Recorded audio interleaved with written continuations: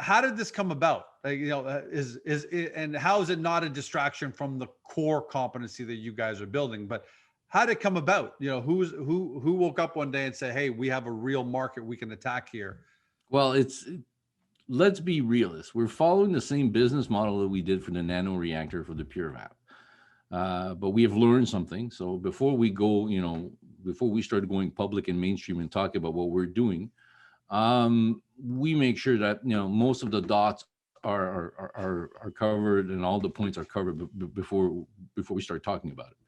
Because we know that people are going to think it's a distraction, but it's not a distraction. I think PyroGenesis has demonstrated capacity to have multiple lines of product developed. Sure, absolutely. They've done the DROSRite, the 3D printing, powders. Didn't invent 3D printing, just the powders. Just want to stress this out, that I do know the difference.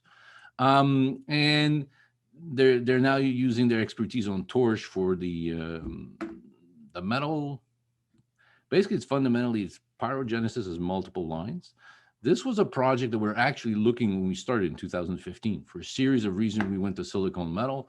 PyroGenesis advanced the product independently, and they came back to me about a year and a half ago saying, would you be interested in continuing to participate with us in the development? Because it sort of makes sense, because the raw material that we're using is quartz. So it's the same type of quartz that we need for the end product.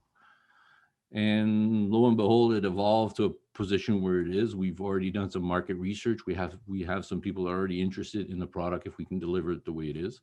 So it's just a natural extension. I think Peter said it well in his quote. It's just a natural extension. We work well together.